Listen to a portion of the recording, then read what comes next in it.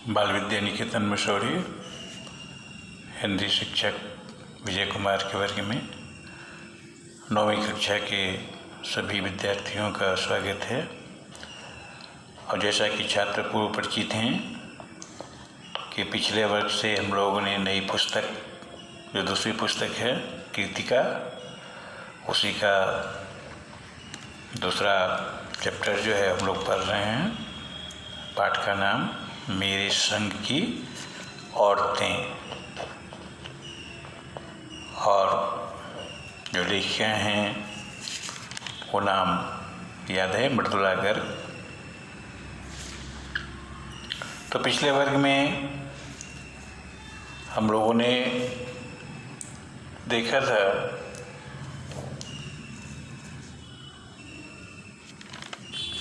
कि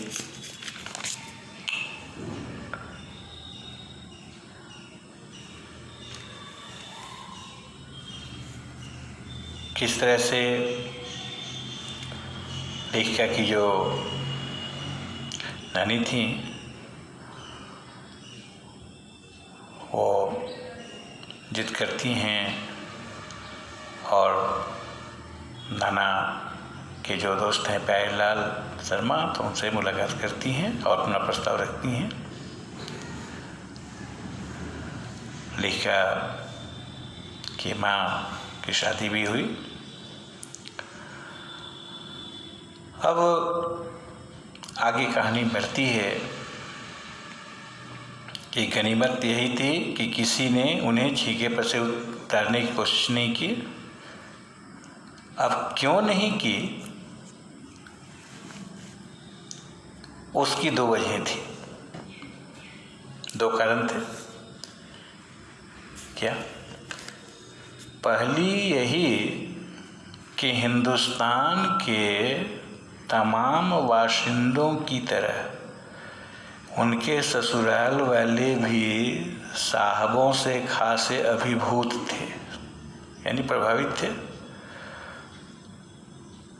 और मेरे नाना पक्के साहब माने जाते थे। बस जात से वे हिंदुस्तानी थे ना मात्र, बाकी चेहरे मोहरे, रंग ढंग, पढ़ाई लिखाई सब में अंग्रेज थे।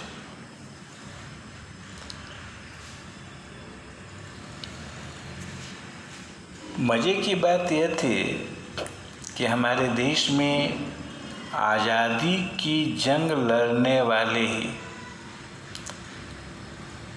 अंग्रेजों के सबसे बड़े प्रशंसक थे। देश की आज़ादी की जो लड़ाई चल रही थी, तो जो लड़ाई लड़ने वाले थे तो वही अंग्रेजों के प्रशंसक भी थे। खूब प्रशंसा करते थे अंग्रेजों की। गांधी नेहरू हो, यानी महात्मा गांधी हो, या जवाहरलाल नेहरू, या मेरे पिताजी के घर वाले, भले लड़का आज़ादी की लड़ाई लड़ते, जेब खाली और शोहरत सिर करता रहे। शोहरत यानी प्रसिद्धि, दबदबा उसके साहसी ससुर का ही था। एक आन बान शान वाले साहब ने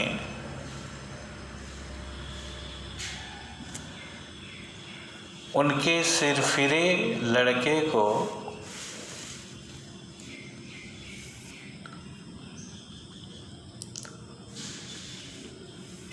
आन बान शान वाले साहब ने उनके सिरफिरे लड़के को अपनी नाजुक जान लड़की सौंपी। उससे रोमांचक क्या कोई परी कथा होती? परी कथा यानी परियों की कथा, फेरी टेल्स। नानी की सनक भरी आखिरी ख्वाहिश, ख्वाहिश है नहीं, इच्छा, और नाना की रजामंदी। नानी की ख्वाहिश क्या थी कि इकलौती बेटी की शादी किसी साहब से नहीं, एक स्वतंत्रता सेनानी से हो, और अंत में नाना की रजामंदी की मुहर भी लग गई। वे रोमांचक उपकथाएं थीं। कथा की बहुत सी शाखाएं होती हैं, ब्रांच, वही उपकथा होती है, जो कहानी के तिलिस्म को, तिलिस्म का मतलब जादुई, जैसे चंद्रकांता संतति जो सीरियल है उसमें ये सब शब्द आते हैं, तिलिस्मी खंजर। तो जो कहानी के तिलिस्म को और गाढ़ा बना चुकी थी।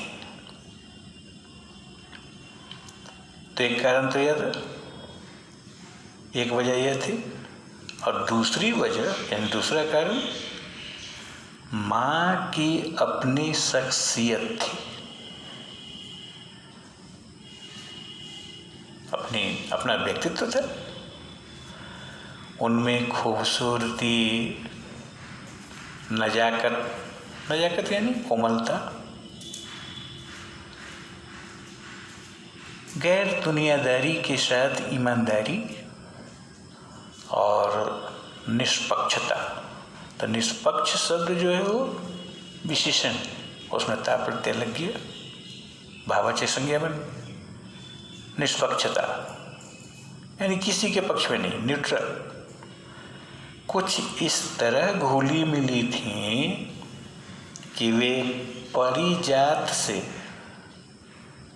कम जादुई नहीं मालूम पड़ती थी। उनसे ठोस काम करवाने की कोई सोच भी नहीं सकता था।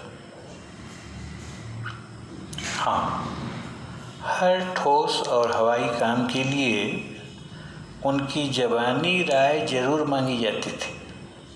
ज़बानी यानी मौखिक राय मांगी जाती थी। राय स्त्रीलिंग है, परामर्श पुल्लिंग है, सलाह स्त्रीलिंग है।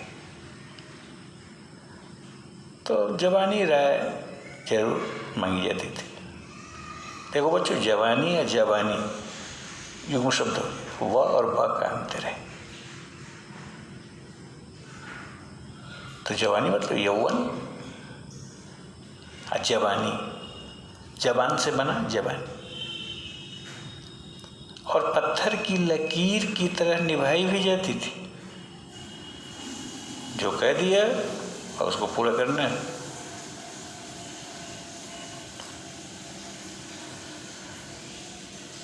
मैंने अपनी दादी को कई बार कहते सुना था, हम हाथी पे हल न जुतवाया करते।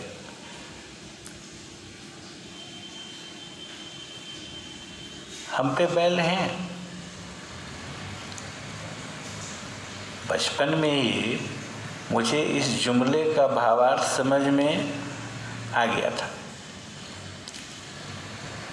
जब देखा था कि हम बच्चों की ममतालु परिवेश, ममता से बना ममतालु, ममता में आलू प्रत्यय लग गई यानी ममता युक्त। हम बच्चों की ममतालु परिवेश के मामले में माँ के सिवा घर के सभी प्राणी मुस्तैद रहते थे। दादी और उनकी जिठानियाँ, जेठ शब्द सुने तो जेठ तो एक महीना भी है और एक रिश्तेदारी में है ज्येष्ठ। तो जिठानियाँ ही नहीं यानी माँ की जो बड़ी गोतनी हुई उसी को जिठानी बोलते, और छोटी हो तो उसको देवरानी बोलते। तो उनकी जिठानियाँ ही नहीं, खुद मर्द जात पिताजी भी।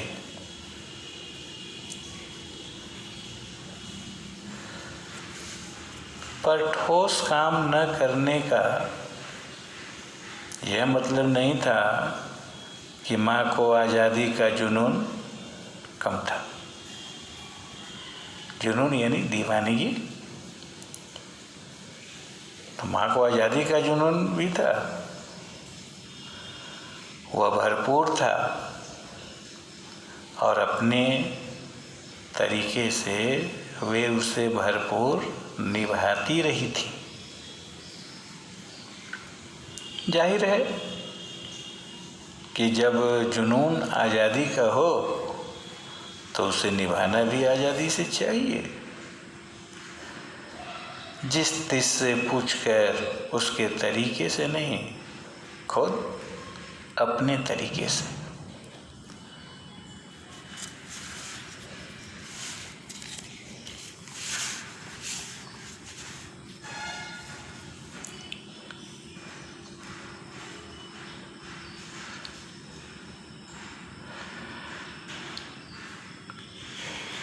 हमने अपनी माँ को कभी भारतीय माँ जैसा नहीं पाया। क्या मतलब? भारतीय माँ यानी कि भारतीय माँ की जो खासियत होती हैं, जो विशेषताएं होती हैं, वो उनमें नहीं थी। लेखिका के अनुसार अब भारतीय माँ की क्या विशेषताएं, खूबियाँ क्या है? वो बच्चों को, अपने संतान को खूब लाड प्यार करती, एक से एक स्वादिष्ट व्यंजन बनाकर खिलाती, या अपनी बेटी को पत्नी बहू होने की शिक्षा देती। तो इन सब का अभाव देखा गया। लेखिका खुद लिखती हैं कि न उन्होंने कभी हमें लाड किया यानी प्यार किया, न हमारे लिए खाना पकाया, और न अच्छी पत्नी बहू होने की सीख दी। बेटी जब विदा होती है तो एक माँ शिक्षा देती है कि एक पत्नी का क्या धर्म है, अपने पति के प्रति उसका क्या कर्तव्य है, एक बहू का सास के प्रति क्या कर्तव्य है। तो ये इन बातों की शिक्षा वो नहीं दी। इसलिए वो कहती हैं कि भारतीय माँ जैसा उसको नहीं पाया। कुछ अपनी बीमारी के चलते भी वे घर बार नहीं संभाल पाती थी, अक्सर बीमार रहती थी, पर उसमें ज़्यादा हाथ उनकी अरुचि का था, यानी इंटरेस्ट था ही नहीं। बहुत से लोग होते हैं घर के काम में उनको कोई रुचि नहीं होती। उनका ज़्यादा वक्त यानी समय किताबें पढ़ने में बीतता था। किताब को पढ़ती थी। अब आजकल तो आधुनिक युग में मोबाइल का युग है, तो उस ज़माने में लोग मनोरंजन के लिए किताबें पढ़ते थे, एक से एक उपन्यास, नॉवेल, नाटक पढ़ते थे, कहानियाँ पढ़ते थे, पत्रिकाएं पढ़ते थे। आज वाला माहौल नहीं था कि उस ओर तो किसी का ध्यान ही नहीं है, बस मोबाइल तक ही सिमट कर रह गए। बाकी वक्त साहित्य चर्चा में या संगीत सुनने में, संगीत में भी रुचि थी, साहित्य से भी लगाव था, तो बाकी जो समय बचता था संगीत सुनने में या साहित्य चर्चा में लगाती थी। और वे ये सब बिस्तर पर लेटे लेटे किया करती थी। फिर भी जैसा मैंने पहले कहा था, हमारे परंपरागत दादा दादी या उनकी ससुराल के अन्य सदस्य उन्हें न नाम धरते थे, न उनसे आम औरत की तरह होने की अपेक्षा रखते थे। अब यहाँ आम का मतलब महंगो नहीं, मैंने सामान्य औरत, कहते हैं आम जनता।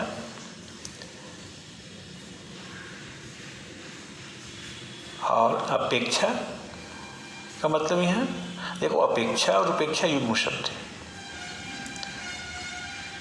तो अपेक्षा मतलब आशा, और इसका एक और अर्थ है अपेक्षा का तुलना। जैसे राम की अपेक्षा मोहन अधिक तेज है, तो अपेक्षा के दो अर्थ हो। और एक है उपेक्षा, उसने मेरी उपेक्षा कर दी, यानी अवहेलना, तिरस्कार। तो यहाँ अपेक्षा है, न उनसे आम औरत की तरह होने की अपेक्षा रखते थे। उनमें सबकी इतनी श्रद्धा क्यों थी? कुछ कारण होगा। जबकि वह पत्नी, माँ और बहू के किसी प्रचारित कर्तव्य का पालन नहीं करती थी। न तो सफल माँ रही, न सफल पत्नी और न सफल बहू।